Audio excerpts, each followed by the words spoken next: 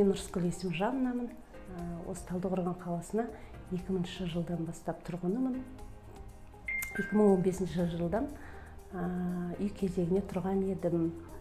Бірақ енді мына тұрғын үй құрылыс банк туралы 2007 жылдан естіп, жинап ақша депозит ашып үй алуға болатын мүмкіншілік бар екенін біліп жүрдім.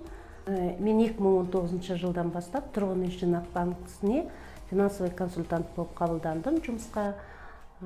Сол банкте жұмыс істеп жүріп, 1 июль 2020 жылдан бастап осы шаңырақ бағдарламасы 5-10-20 деген басталды, пилотный проект. Содан қызығып, көп адамдар жаңағы одобрение алып, үй іздеп кеткен жатқан кезде мен де үй іздеуге кірістім, өзімнің құжаттарымды дайындадым, жаңағы пенсионныйымызды тексеріп, мен пенсионныйым, бақытты отбасы бағдарламасына асып, мен ол бағдарламадан өтпей қалдым. Сондықтан шаңырақ бағдарламасында жаңағы менің құжаттарым барлығы өтіп, дайындағаным, ұсақ-түйек кредиттер болған бәрін жауып, дайындық жасадық. Соның арқасында шаңырақ бағдарламасы бойынша жаңағы одобрение дейді ғой, алдық уведомление қолымызға.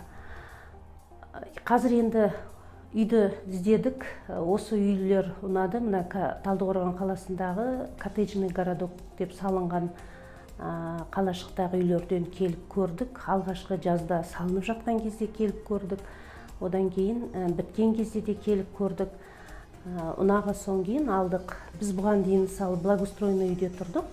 Онда балаға, әсіресе осы карантин кезінде балаларға далаға шығып ойнау, өзіміз болсақ та үйге қамалып қалғаннан кейін осы жер үй даласы бар, есік алдына шығатын ыңғайлысын ойластырдық.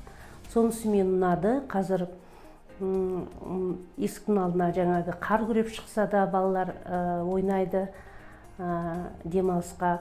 Үйдің жалпы өзі жылы. Міне қазір біз жаңағы жылыда тұрып жатырмыз. Бәрі орталықтан газ, су, канализация, отопление барлығы, жылудың барлығы центральный. Біз тура благоустроенный үйде тұратын сияқтымыз. Жұмыстан келеміз, үй жылы, су, ыстық су, суық су бар, ыңғайлы. Далаға шыққымыз келсе, жаңағы қыдырып далаға да шыға аламыз. Енді тұрғын үй жинақ құрылыс банкісіне болашақта да осы бағдарламалардың жақсы екендігін, бізге тиімді пайдалануға болатындығын көзіміз жетіп білгендіктен, мен қазір үлкен қызым бар, жұмыс істеп жүр. Соған да депозит ашып ақша жинап бастадық. Енді жеңіл бағдарлама болмаса да 50-50% алсақ та бұл жерде біз ұтылмаймыз. Нелері пайыздары төмен.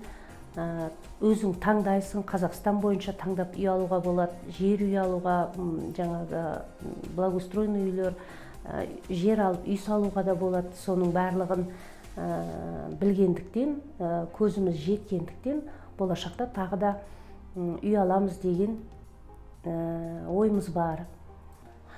Тұрғын үй жинақ құрылыс банкісінде бізде жаңадан бағдарлама осы 1 июльден 2020 жылдан арнау деген балаларға арналған депозит басталды.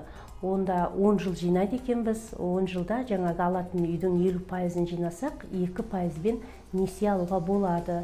Менің осы үйді де таңдаған, далаға ойнауға да, балаларға да ыңғайлы болу үшін осы NGO үшін барлығын қарастырған едік.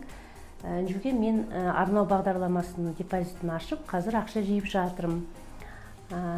Енді жалпы тұрғын үй құрылыс банкінің жинаушыларына менің айтарым, енді ойланып жүрген адамдар болса, тұрғын үй жинақ банкісінен депозит ашыңыздар, ақша жинаңыздар, төмен пайызбен алуға болады. Жеңілдік бағдарламаға өте алмасаңыздар да 50-50-мен алсаңыздар, сіздерге бәрібір ұтымды, тиімді болады. Пайыздары өте төмен.